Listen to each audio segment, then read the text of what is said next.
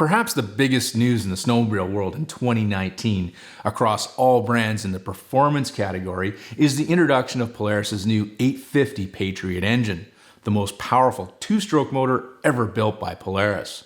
And our 850 for this year finds its home inside the new Indy XC 129.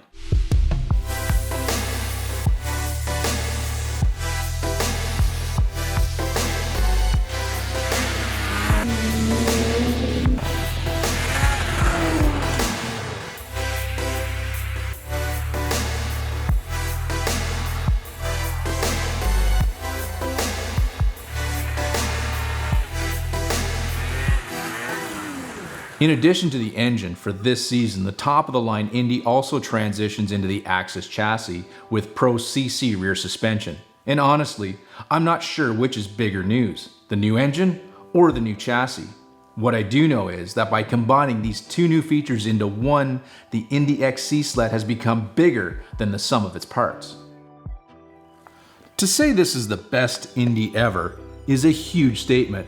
One you might be thinking is taking the hype of the new Indy just a little bit too far. That is, until you ride this thing and you realize it is the best Indy ever.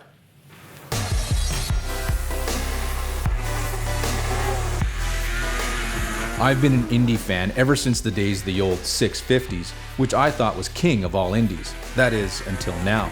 Jumping on the new 850, this sled just feels right, despite the corniness of a comment like that. Maybe it's because we're already used to the Axis chassis with the Rush and its ergonomics and handling. Now, the Rush has been a sled our entire crew has been having an affair with over the past couple of seasons. But one aspect of the Rush I never liked was the rear suspension. Sure, it worked well enough on trail, but it never performed the way I wanted it to off trail, and I always felt cramped on the running boards. Plus, I just didn't like the look of the back end of the sled. I always thought the arse end of the Rush looked like something produced out of the Russian People's Factory No. 3. But now, with the Pro CC rear skid frame and traditional tunnel, we've finally got a sled that looks as good as it performs. The Pro CC also seems to work better than its outside the track Pro XC cousin. The CC is lighter and gives the rear of the sled a more versatile and nimble feel. It will also soak up big bumps better than the Pro XC, making this skid equal to or better than Polaris' other top trail rear suspension. Time will tell if this rear skid signals the beginning of the end for the Rush experiment.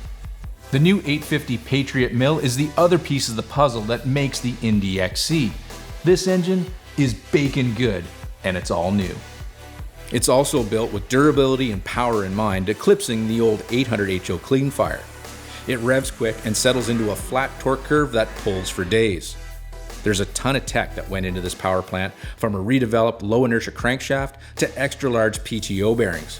Even the mounting system into the Axis chassis is new to cut down on vibration, but also stabilize center to center distances on the clutches, keeping them from deflecting when you grab a mitt full of throttle. It's clear that Polaris had a goal in mind as it put together the new Indy 850 XC, and that goal probably looked a lot like this. The other 850cc sled with mobile crushing abilities, the Skidoo XRS 850. Which raises the question, did they succeed? Well, let's talk about that.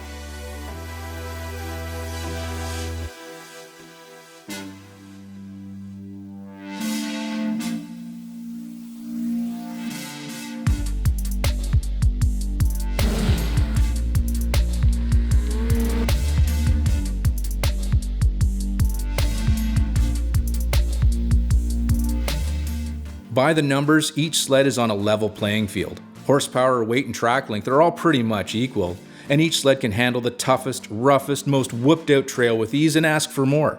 Now each sled will spin the clock to speeds well over 100 miles an hour in a big hurry, plus each is packed with the latest snowmobile engine and chassis tech. By the numbers, I think it would be hard to choose which one of these two sleds is the better one. I think it really does come down to individual rider preferences. The Skidoo, for instance, has a bit more adjustability in the front suspension, and the R-Motion rear has definitely been the benchmark rear skid to which all others are judged. The Do also has a much more aggressive riding position that seems to put the rider down in the sled rather than the Polaris' feel of riding on top. Now the Skidoo's adjustable handlebars that rotate the bars fore and aft is also a slick and functional piece of kit, while the Polaris has a rock system that works well, but only allows up and down adjustment without tools. Riding these sleds, you'll also appreciate wearing knee and shin protection, because to get the most out of either one, you'll have your legs wrapped around the cowl. This will beat the inside of your knees black and blue. Now I must say the Skidoo does a better job of bruising you up with its step design. It works great, but wow does it hurt after a while without shin pads. From the factory, wind protection on either one of these sleds is pretty limited. Actually, there's basically none. So if you do plan on riding in the deep chill of wintertime, you might want to think about accessorizing your sled with a windshield like we've done with the Skidoo here. Our Polaris windshield, it's on the way.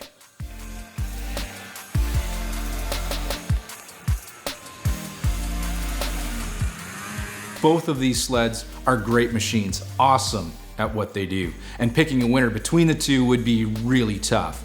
But polling the troops around here, we've all come to the agreement that the Polaris with the new 850 Patriot engine is going to be just a little bit faster than the Dew. Plus the Axis chassis we feel is going to be a little bit better to live with on the trails. Time will tell. But one thing is for sure, both these sleds are a lot of fun to ride.